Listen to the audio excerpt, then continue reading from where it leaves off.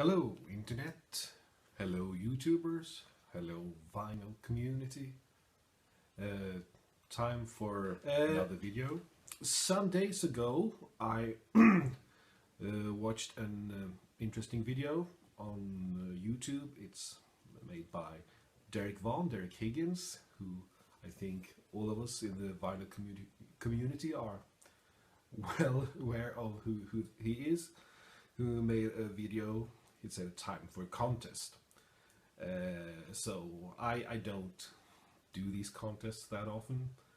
Never won one, but doesn't care really. But this was a good idea for a contest.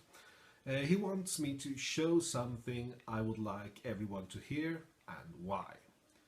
So I'm going to show you something that means a lot to me, and for once I'm not going to show a vinyl record. I'm going to show a CD. I wish I had this on vinyl, but I don't. I don't even know if it was issued on vinyl back in the day, back in 1993. I'm going to hold it up so you can check it. This is a record with Johnny Clegg and Subuka, South African singer-songwriter, and his group from 1993. It is, I think, his fourth album, the fourth album of that group.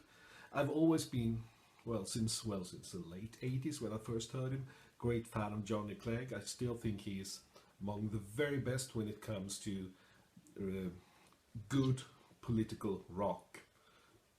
And you know, having a multiracial group in the 1980s in South Africa made it quite clear that he was controversial, but very good. This record was of course issued after Nelson Mandela being free.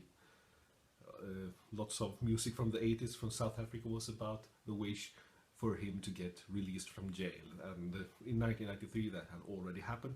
So you might think that this would be a bit of a jolly and happy album, but you can see on the grayscale it's called, this album, Heat, Dust and Dreams. It is actually a quite melancholic album, and one reason is that one of the members of the group had been killed the year before this record was made. And the song that I would like you to hear, I can't play it here, well, due to copyright stuff, but I've already checked. You can find lots of great versions of this videos with this recording on YouTube, so no problems finding it there.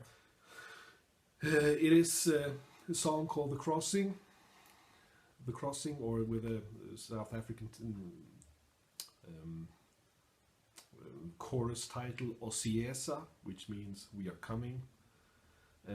And the whole song is a dedication to their friend who passed away, Dudu Ndlovu. I'm not sure about the translation there. And particularly a couple of lines in the second verse that when I hear it, it always almost like hits me right in the face, because it's so emotional to hear it.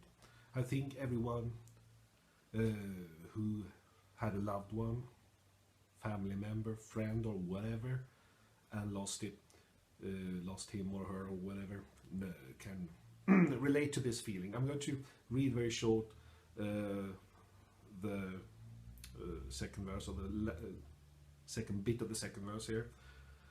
Well, I can read the whole verse. The punch-drunk man in a downtown bar takes a beating without making a sound.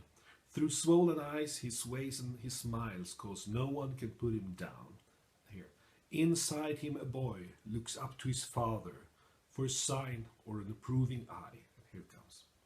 It's funny how those once so close and now gone can still so affect our lives. And that's very true. So, Derek, you may already have heard this, and you heard about this guy. If not, check out this song. I think you'll like it. Thank you for showing interest. Bye for now.